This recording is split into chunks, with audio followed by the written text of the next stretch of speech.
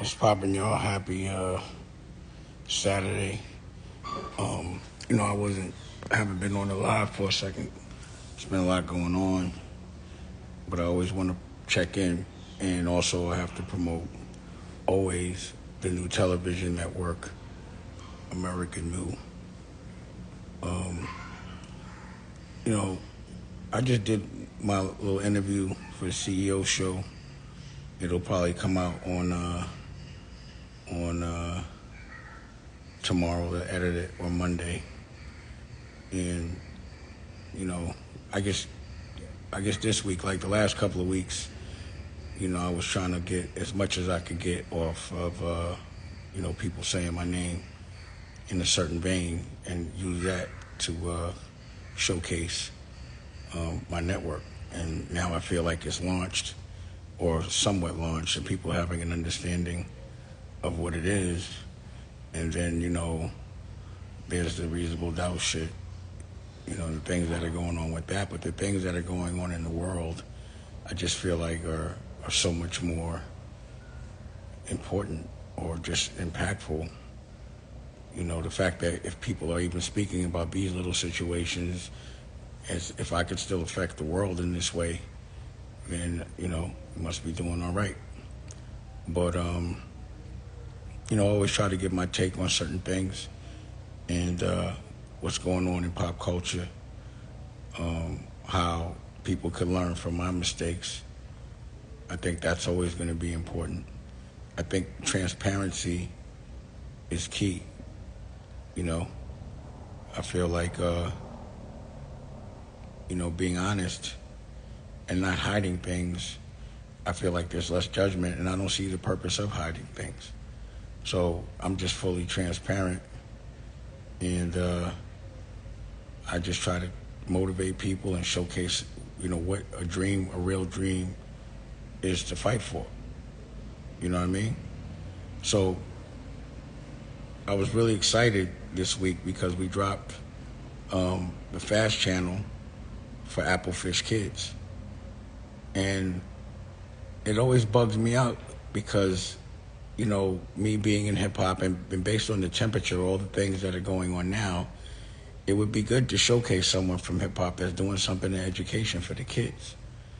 But for some reason, no one talks about that. Those aren't the things that go viral.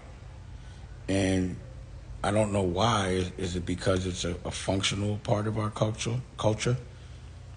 And why wouldn't we want to showcase this part of hip-hop? The part of hip-hop where we actually take matters into our own hands and, make our own curriculums and write our own books and make our own television network just solely about children's programming and education. Why? How come that's not what everyone's talking about? And it's crazy because people will sit there and watch people do things that could be immoral, but until they get caught, no one says anything. Whether it's illegal or immoral. For me, I just break out. I don't wait for people to get busted. I don't wait for someone else to say that they're doing something wrong. If something is against my moral fabric, then I'm moving on. And, I make a choice to maybe walk away from some money or walk away from a relationship or a certain kind of financial opportunity just because my moral fabric it means more to me than that. And that's just who I am. But when I see people embracing immoral things and people that get things from immoral ways, and then they kind of like, they knock a person that's going to give an honest fight, even someone that's fighting for you. That part is what I don't understand. That's the part I don't understand. But at any rate, if you understand what us having our own platform is, and doing it in a way where you owe nobody nothing, where you have not put yourself in a compromising position to get something, where our culture can showcase our creativity freely and we can monetize fairly, where we'll know the data and the full CPM, we'll know exactly who's getting paid, how they get paid, I just don't understand why that would not be embraced if it's understood. So the only thing I can say is I guess it's not understood. You know what I mean? It's like a new drug that no one smoked yet. They haven't been high off of it, so they might discredit it. But, I mean, think about what this looks like in a couple of years when we really get going, you know? So when I approached doing a record company, I was like, yo, I don't want to have a record deal.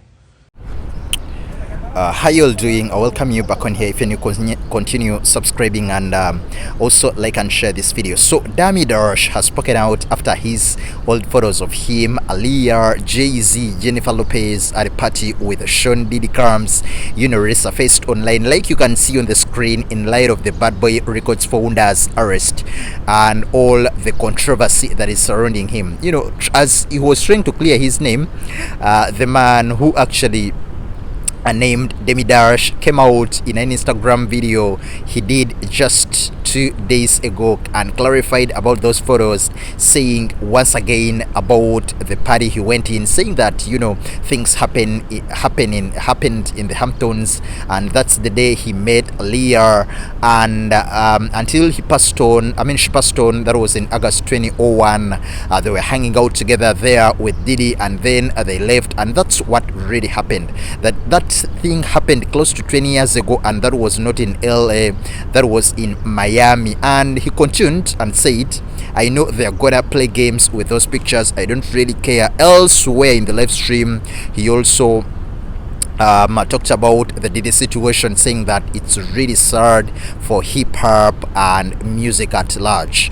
Dami Dash gave his perspective on the people that were around the music mogul's alleged crimes and did nothing about them. He said in his own words that people will sit there and watch people do things that could be immoral, but until they get caught, nobody says anything, whether it's illegal, whether it's more immoral. For me, I just break out and I don't wait for people to get busted. If something against my moral fabric, then I'm moving on. I make my choice to maybe walk away from some money or walk away from a relationship or a certain kind of financial opportunity. So Dami Dash was speaking about Diddy's situation and of course the controversy that was surrounding him.